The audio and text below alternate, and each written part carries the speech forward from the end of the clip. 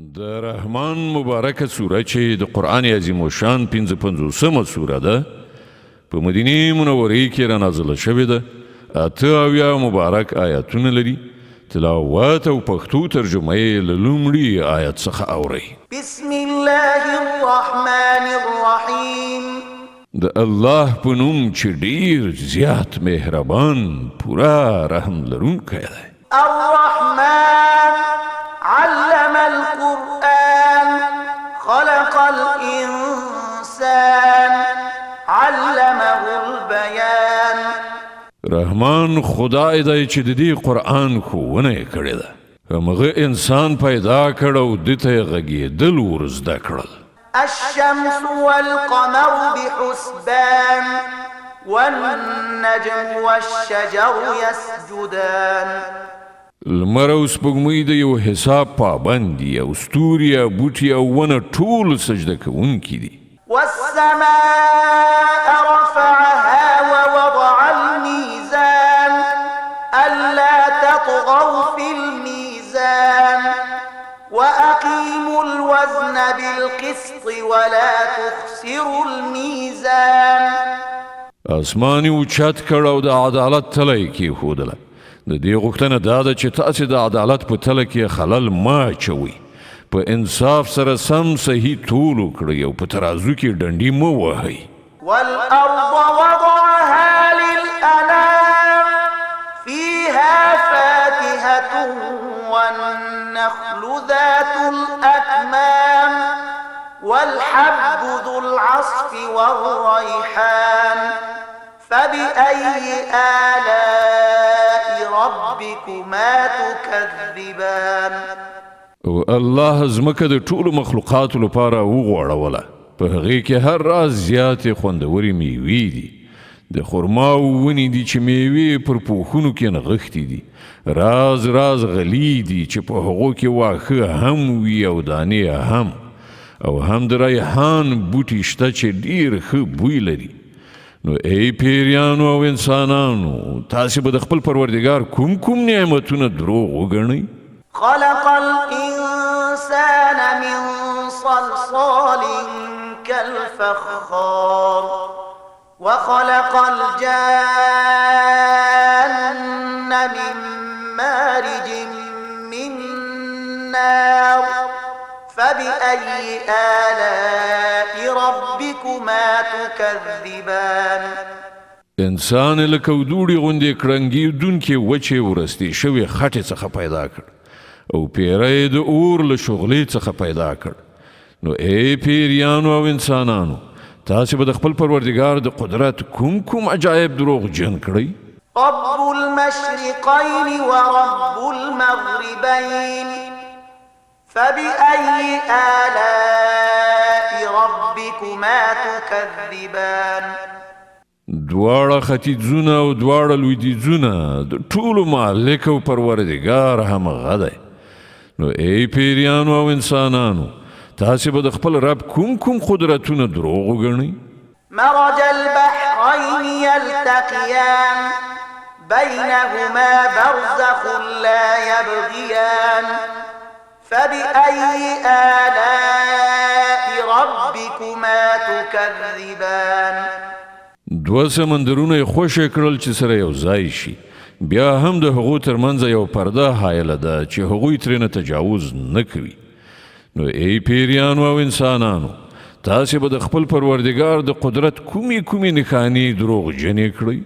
يخرج منهما اللؤلؤ والمرجان فبأي آلاء ربكما تكذبان.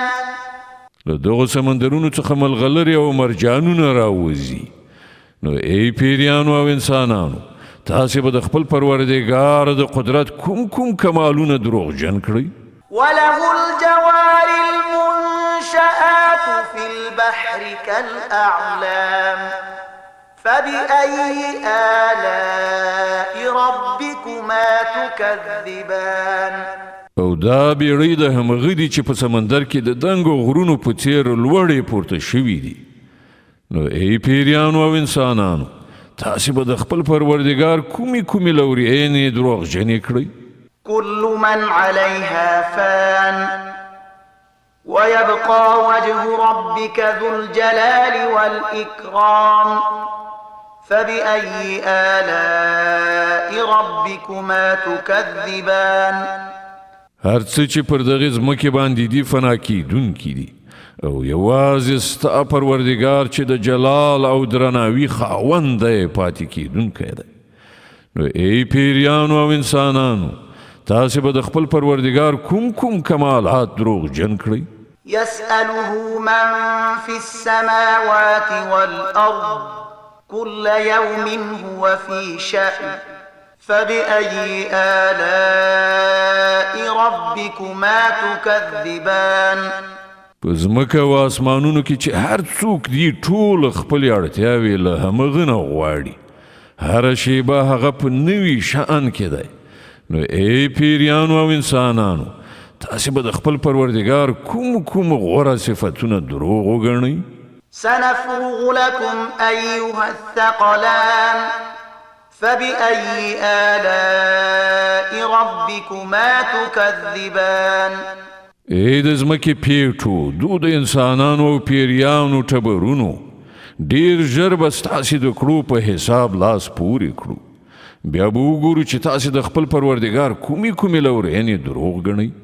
يا معشر الجن والإنس إن استطعتم أن تنفذوا من أقطار السماوات والأرض فانفذوا لا تنفذون إلا بسلطان فبأي آلاء ربكما تكذبان ای د پیریانو او انسانانو ډلې که تاسې د ځمکې او اسمانونو له سرحدونو څخه په وتلو تښتېدلی شئ نو وتښتئ، خو نه شئ تښتېدلی. د دې لپاره ډیر قدرت پکار دی.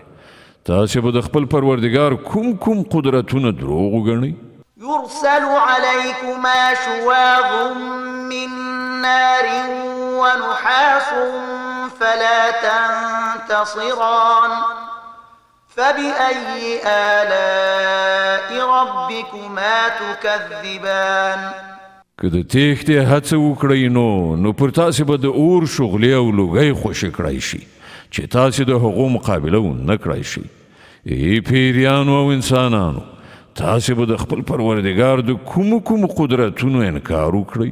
فإذا انشقت السماء فكانت وردة كالدهان فبأي آلاء ربكما تكذبان نو څه به جوړ شي په هغه وخت کې کله چې آسمان وچې وي او د سرې څرمنې غوندې سور شي؟ ای پیریانو او انسانانو په هغه وخت کې به تاسې د خپل پروردګار کوم قدرتونه دروغ وګڼئ؟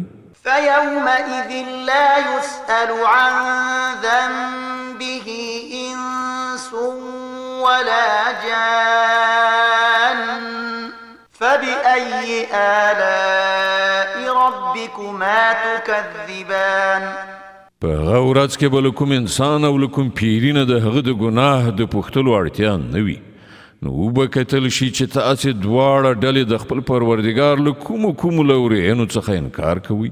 يعرف المجرمون بسيماهم فيؤخذ بالنواصي والأقدام فبأي آلاء ربكما تكذبان مجرمان به هلته له خپلو څیرونو وپېژندل شي او هغوی به د وچولي له ویښتو او پښو نه په رانیولو راښکودل شي.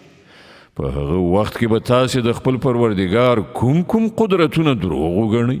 هذه جهنم التي يكذب بها المجرمون يطوفون بينها وبين حميم آن فبأي آلاء ربكما تكذبان په هغه وخت کې به وویل شي دا همغه دوزخ دی چې مجرمانو دروغ ګڼه.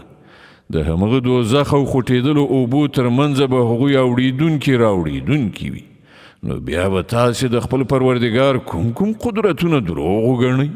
ولمن خاف مقام ربه جنتان فبأي آلاء ربكما تكذبان او د هر هغه چا لپاره چې د خپل پروردګار حضور ته لوړاندې کېدونه ویره لري دوه باغونه دي تاسو به د خپل پروردګار کوم انعامونه دروغ وګڼئ ذواتا أفنان فبأي آلاء ربكما تكذبان لشنو خیراز څنګهونه مالا مال تاسو به د خپل پروردګار کوم انعامونه دروغ وګڼئ فيهما عينان تجريان فبأي آلاء ربكما تكذبان په دواړو باغونو کې دوه چینې بهیدونکې تاسو به د خپل پروردګار کوم انعامونه دروغ وګڼئ فيهما من كل فاكهة زوجان فبأي آلاء ربكما تكذبان په دواړو باغونو کې د هرې میوې ډولونه د خپل پروردګار کوم انعامونه به تاسو دروغ وګڼئ متكئين على فرش بطائنها من استبرق وجنى الجنتين دان